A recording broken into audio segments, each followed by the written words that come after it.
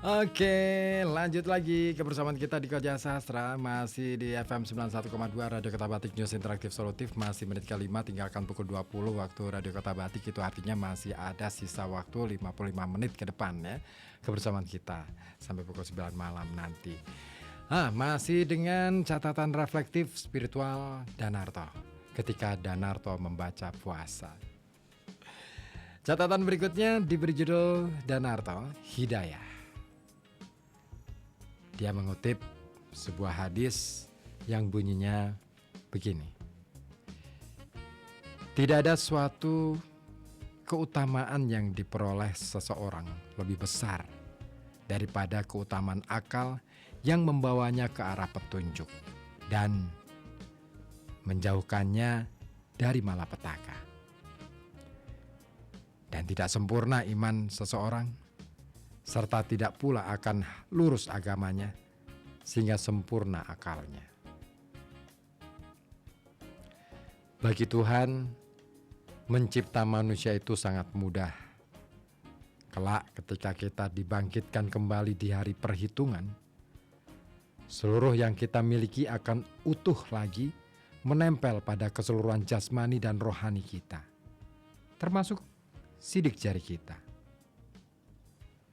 Begitu besar kekuatan dan kekuasaan Allah Azza wa Jalla, maha tak terbayangkan. Banyak dari kita yang ingin bertemu Tuhan dalam keadaan senyatanya. Hal itu merupakan cita-cita luhur. Allah sendiri berfirman, "Jika kamu berjalan merindukanku, aku berlari menyambutmu karena cintaku." Hanya saja, karena sifat dan sistem kekuatan Allah yang maha hebat, tak sesuatu pun bakal selamat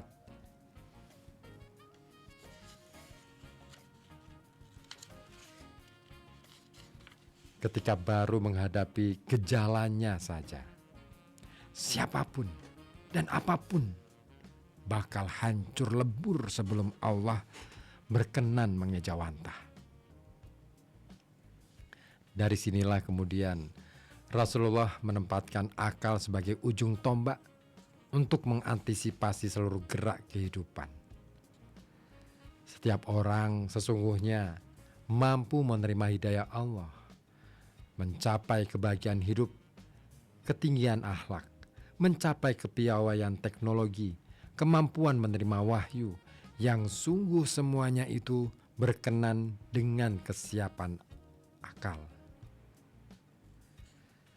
Hadis riwayat Tabrani itu menyatakan bahwa akal itu tumbuh dan berkembang, beriring seperjalanan setujuan dengan kehendak-kehendak Allah, sekalipun kehendaknya itu muskil kelihatannya.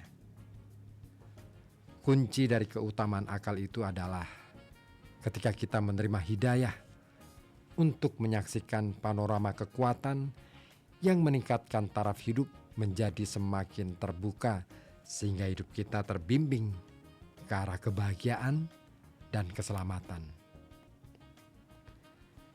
Diceritakan tentang seorang sufi yang dibela mati-matian oleh para santrinya dari hukuman mati, seorang raja zalim.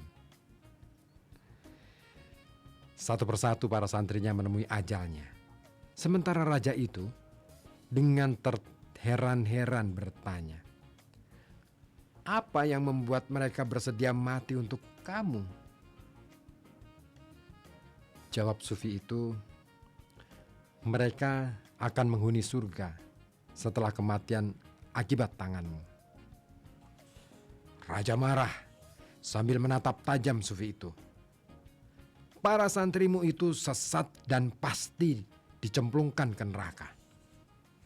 Hanya seorang seperti aku yang pantas untuk mendiami surga.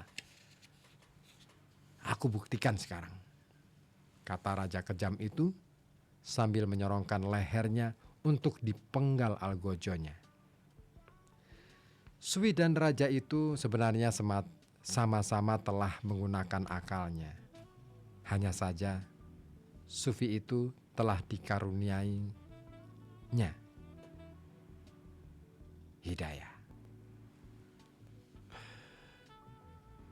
Ngeri juga ya ceritanya kayak gini. Tapi itulah catatan Danarto. Menuju ke catatan berikutnya yang diberi judul sujud.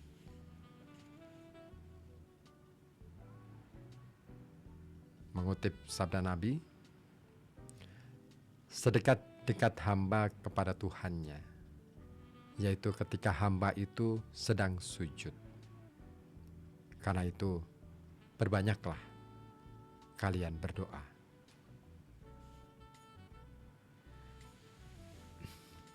Sikap yang paling agung dari seorang manusia adalah ketika ia sedang bersujud.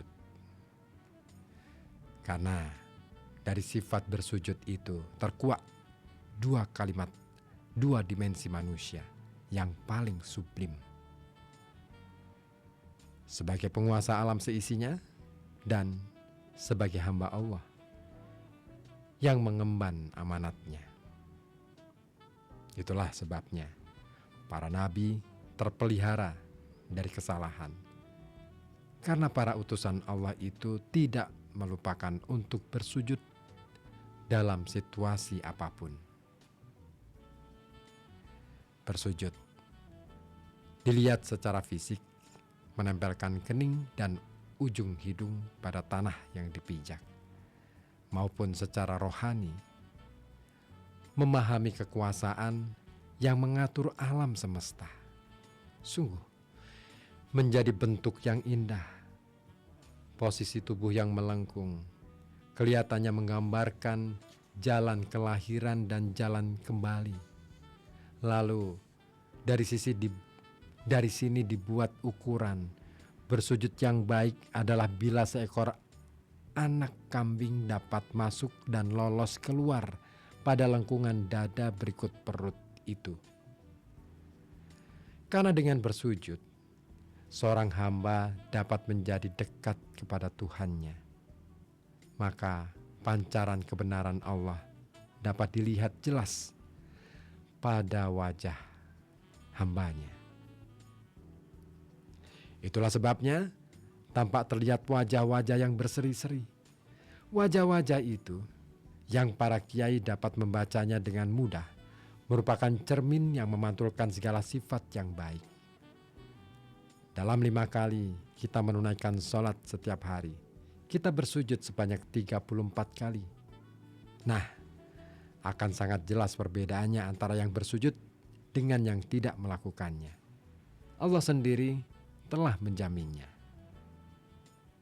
Kemudian, dalam kegiatan rutinitas bersujud, topangan doa-doa memperkokoh konstruksi ibadah kita.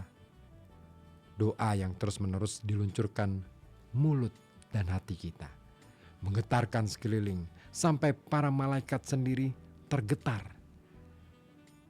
Banyak diceritakan para malaikat ikut berdoa bersama kita. Getaran-getaran itu tambah mendorong kita makin rajin untuk bersujud, hingga menjadi semacam hukum alam bahwa kegiatan bersujud manusia merupakan kekuatan yang menyeimbangkan alam. Rasul sendiri boleh dikata tak terhitung sujudnya dalam sehari semalam dalam melaksanakan sholatnya. Subhanallah. Itulah sebabnya muncul tanda-tanda bagi orang yang khusyuk bersujud adalah noktah hitam pada keningnya, semacam sertifikat yang diberikan alam.